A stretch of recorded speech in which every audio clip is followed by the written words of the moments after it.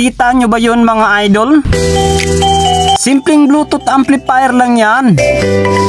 Kasama ang ating GD100 at ang ating FT Star speaker na D10 na 200 to 250 watts.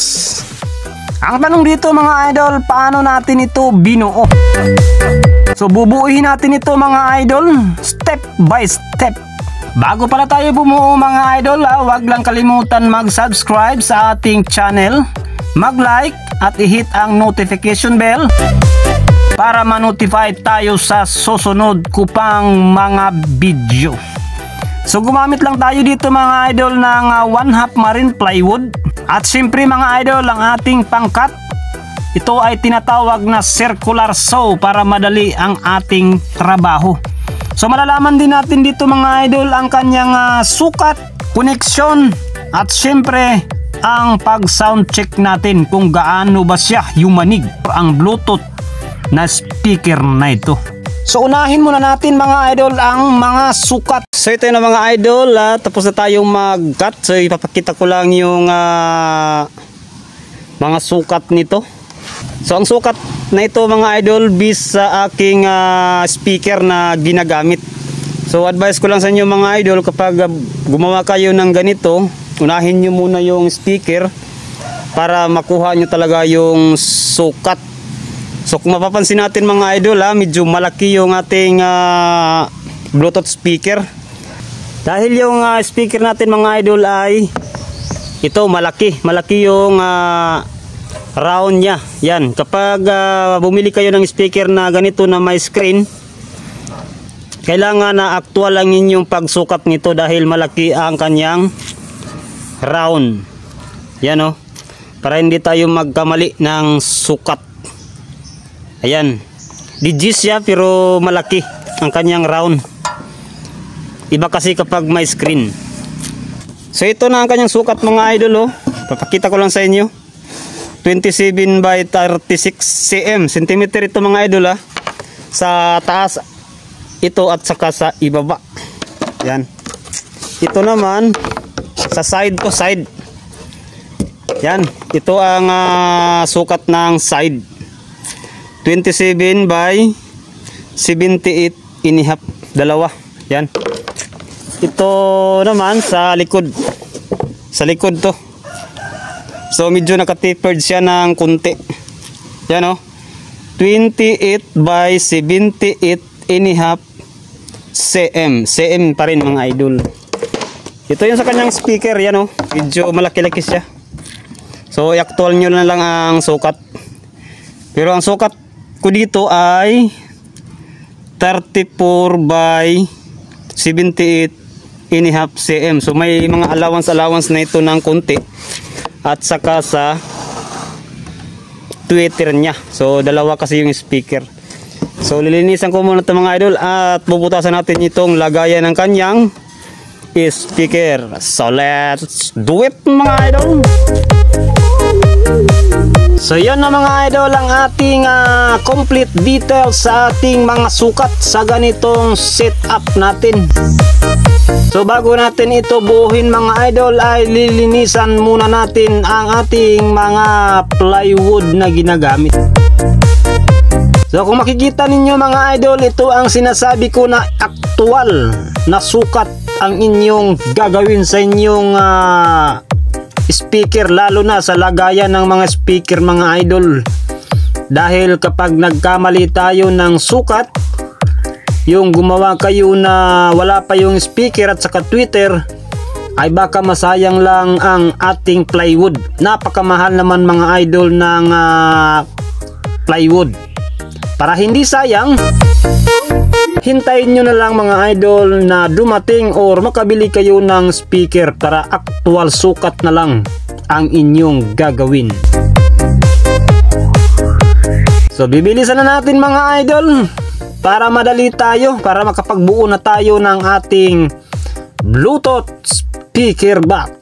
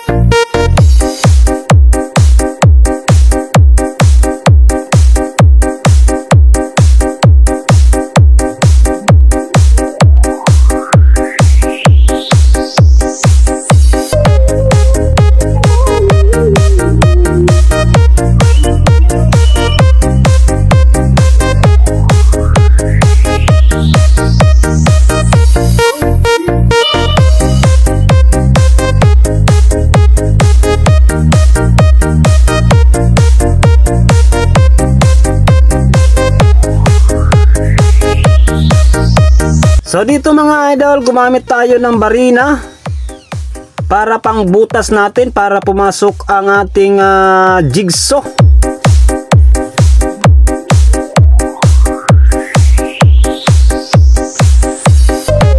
So ito na ang ating jigsaw mga idol, ang ating ginagamit sa pagbutas ng ating mga ginagawang mga speaker box.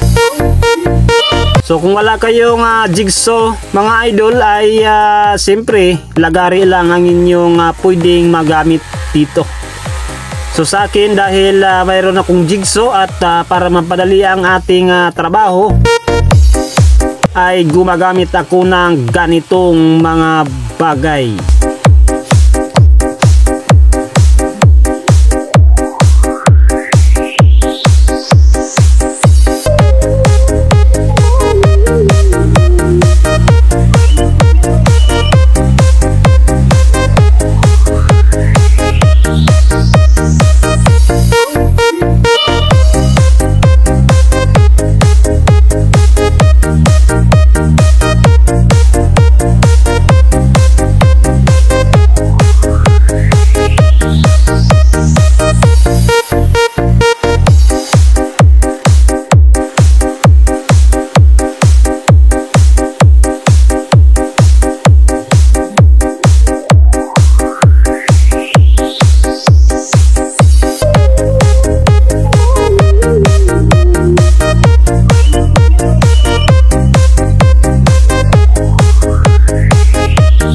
Tapos na tayo maglinis mga idol, mag-assemble na tayo. Sa nakikita ninyo mga idol, gumamit tayo ng stickwell or wood glue para dumikit ang ating mga plywood. Hindi siya magtunog-tunog kapag tumunog ang ating speaker. So gumamit lang tayo ng stickwell, at saka ang ginamit natin na pako dito mga idol ay Di-Uno. Number 1 na pako ang ating ginagamit. Finishing nails mga idol. So asimbulin muna natin ito mga idol. Let's do it!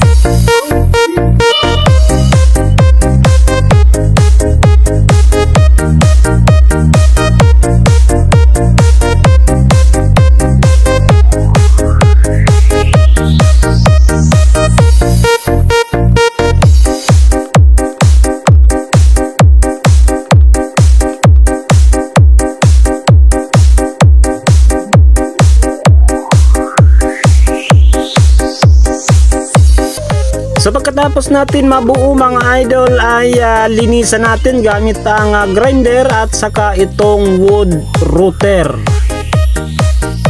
So ito na mga idol ang ating bagong setup. So napinturahan ko na ang ating speaker box. Yan. Ito ang kanyang porma. So hindi ko na napakita ang pagpintura ko dito. So kung gusto niyo tingnan mga idol ang pag-textured ng ating speaker box, ilalagay ko na lang sa description box para makita natin. So ito na ang ating mga speaker. Yan, FT Star, dalawa na DGs, at saka ang ating Crown na HT46 na tweeter. So ang connection natin dito mga idol ay sa positive dito, pumunta sa dito sa positive sa isang speaker, at saka negative papunta naman sa dito sa negative. So parallel connection. So ang dalawang 8 ohms ay magiging 4 ohms. So ang ito naman ay papunta na ito sa ating amplifier na GD 100. Ayan. So negative, positive pa rin. And then papunta ito sa GD 100. So dito naman sa tweeter mga idol, so hiwalay siya. Hiwalay naman ang lagayan dito sa Bluetooth natin. Bluetooth na GD 100. Yan. So mayroon siyang kapasitor para dagdag protection sa tweeter niya para hindi madaling masunog. So ito ang ating GD 100. Ayan. So mayroon akong review nito mga idol. Baka gusto ninyong tingnan sa aking mga videos. Ayan ang GD 100. At saka ito ang kanyang likod. Yan. So dito tayo magsasaksak ng ating woofer. Hindi klaro. Yan. May nakalagay na positive speaker, tweeter speaker, mayroon siyang LED. So dito sa yan, saksakan dito sa likod. So galing dito sa ating speaker ay dito tayo magsasaksak yan. Ito. Yan. At saka sa tweeter dito sa pangalawa. Dito, pangalawa. Yan. Yan oh. Yan dito. So ganun lang kasimple mga idol. So set up muna natin ito mga idol para ma-sound check na natin. I-wiring ko muna.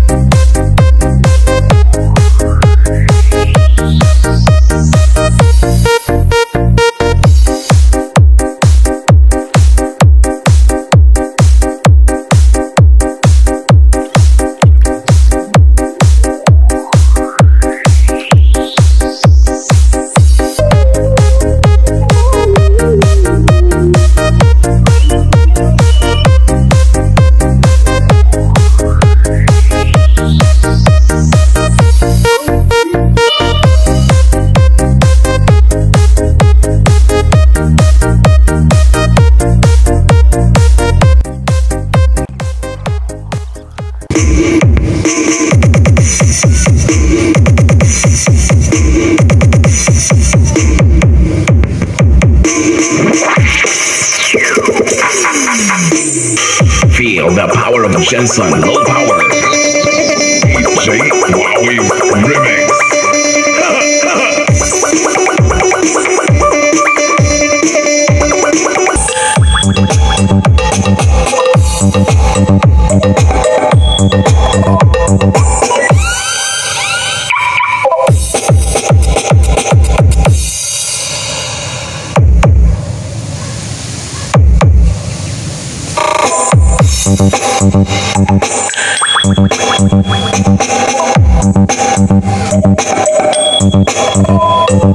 DWR.